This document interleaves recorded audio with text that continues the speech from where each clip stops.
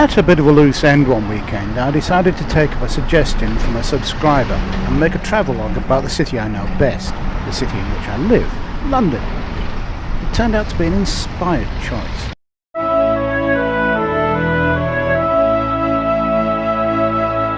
Now, anyone can make a film about the tourist traps for which London is famous, but I'm not going to. So you won't be seeing this, or this, or this, or this, or this, or this, or this. And we won't be visiting the British Trophy Room. The only reason the Sphinx isn't in there is because it was too big to move. Nope, we are going to have a shufti at the London most people don't even know about, let alone see. Let's go. Now, if you've seen any of my other films, you will know that I'm a huge fan of three-dimensional visual art. That is, sculptures. So when in London, make sure you stroll down Tooley Street, which is just off London Bridge Station, and then turn left into the Hayes Galleria. And there, you cannot miss this astonishing set piece. This is Navigators, a huge metal sculpture by David Kemp. It's made of bronze, welded steel, found objects, motors, pumps and polished granite. So, Kemp combined all of that with an eye to gothic fantasy, sea monsters and wildly kinetic machinery. Sadly, it won't fit in my living room. Next, have a shufti at this one. This is Go Wildlife Go in Paternoster Square, near St Paul's Cathedral, another site we aren't going to visit. It's beautifully executed by Gilly and Mark, and it highlights the plight of wildlife out there nowadays. Every species represented here is endangered, some critically so. Nonetheless, call me Mr. Pedantic, but I don't think a zebra is going to be all that happy about having a lion on its back.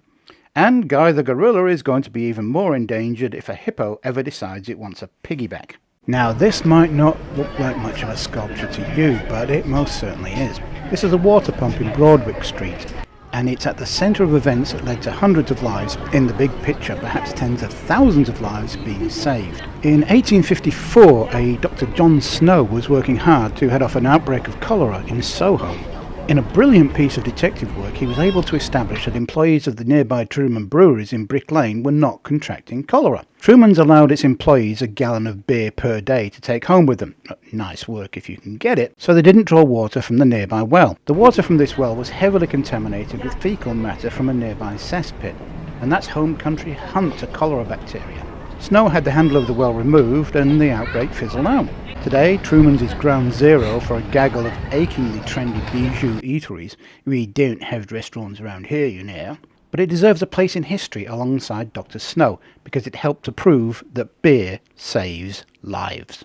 Okay, now as strange and unusual sculptures go, this one really takes a gold medal. Now this might look like a big slice of a ship beached at low tide on the Thames, and that's because it is a slice of a ship beached at low tide on the Thames. Sometimes seeing is believing. This is Slice of Reality. It was created by sculptor Richard Wilson to commemorate the opening of the Millennium Dome in the year 2000. Now, considering the fits and starts that were part of the dome's first few years of existence, a half a white elephant might have been more fitting, but this really is a slice of a ship. This is what's left of the Arco Trent, a sand dredger which was scrapped in 1999. It was 72 metres long. Obviously, it isn't anymore. This Slice of Reality now sits on the northwestern bank of the Greenwich Peninsula. And it's a must-see bucket list art installation. If you come to London, you've got to see a Slice of Reality. Of course, there is more to see in London than street art, particularly if you've got deeper pockets than mine. And if you want to wander around places like this, you won't end up with much change out of £100. And if you've got 100 notes lying about doing nothing, then message me and I'll meet you in the best pub in London and show you a much better way to burn that kind of money. Okay, on to museums, but not this one. Though this grand old dame is streets ahead of the overpriced and overrated dump in New York, and yes, I'm talking to you, Mr. Affleck, everyone who has ever been to London or seen Greystoke and wondered why Andy McDowell sounds like Glenn Close knows all about London's fabulous Natural History Museum. No, let's downsize a little. This is the Grant Museum of London on the corner of University and Gower Streets in Bloomsbury, and if it is strange and unusual, you are going to find it here. I mean, really, where else in the world will you find a jar full of moles? Now, unfortunately, the pickled moles aren't on display anymore, but not to worry, there's plenty to see, because the Grant is alive with dead things.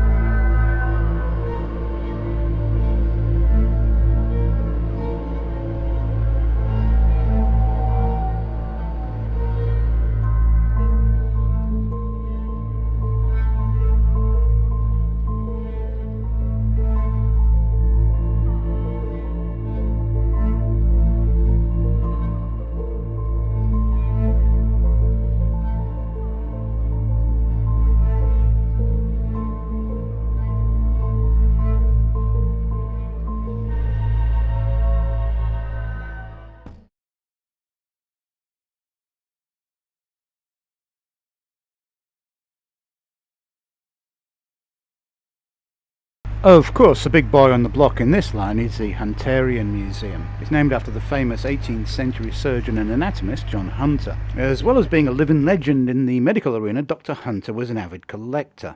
Now, some people collect stamps or works of art or China dolls or Pokemon cards. John Hunter was not of that ilk, not by a long shot. He collected, amongst other things, exploded bunny rabbits.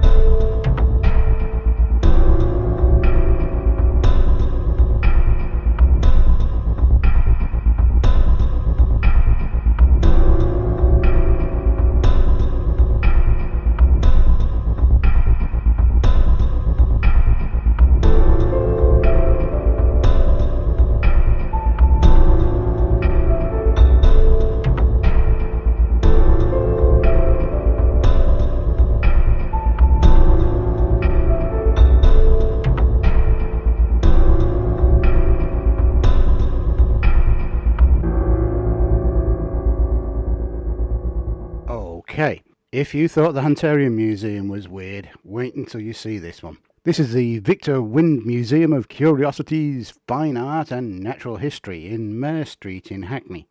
And it redefines the word weird. Exploded bunnies? You ain't seen nothing yet. And guess what? They've got a jar of moles. Now, who on earth thought of that? Did somebody wake up one morning and think, well, that was an excellent breakfast. I think I'll go for a stroll in the countryside. And you know what? I'm going to take that big glass jar with me. You never know when you might run into a couple of hundred moles. There are some very strange people in the world. Don't take my word for it. See for yourself.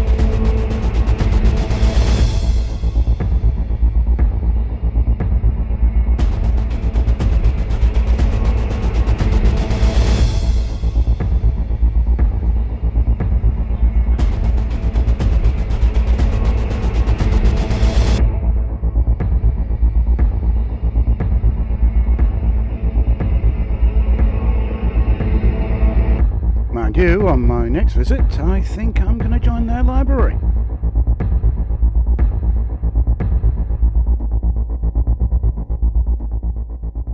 Okay, now on to a different kind of anatomy. London has what I confidently believe to be the world's only museum of the vagina, and it's here in Bethnal Green in East London. Now, there is a museum of the penis in Reykjavik in Iceland, so perhaps they need to get together. In fact, the connection goes a little deeper, pardon the expression, than that. The Vagina Museum was launched by founder Florence Schechter in 2017 when she heard about the Icelandic Penis Museum and decided that equal rights meant equal representation, and fair play to her too. The museum has been here under the arches in Poyser Street, and they have fridge magnets that will shock the socks off your maiden aunties. Go for it. Okay, from museums to graveyards, a natural progression if there ever was one. This is St Botolph without Aldersgate, and it is here on Aldersgate Street. Now, the church itself is nothing to write home about, but that's not why we're here. Behind the church is a quiet, tranquil little garden known as Postman's Park, and right at the back is one of the most bizarre monuments to, well, to anything you have ever heard of. This is the Watts Memorial, and it commemorates heroic self-sacrifice.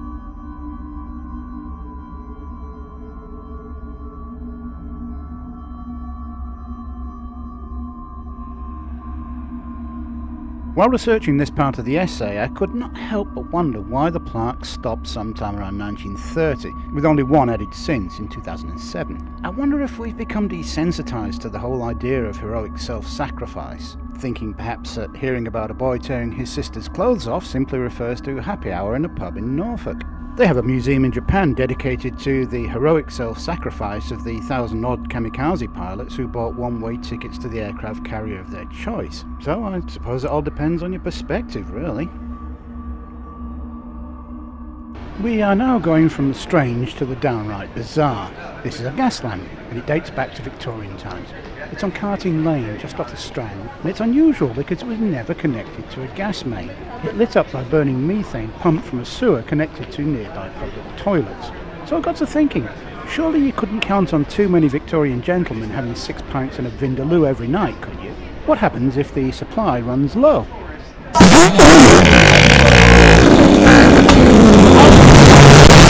Oh, I see. More tea, Vicar?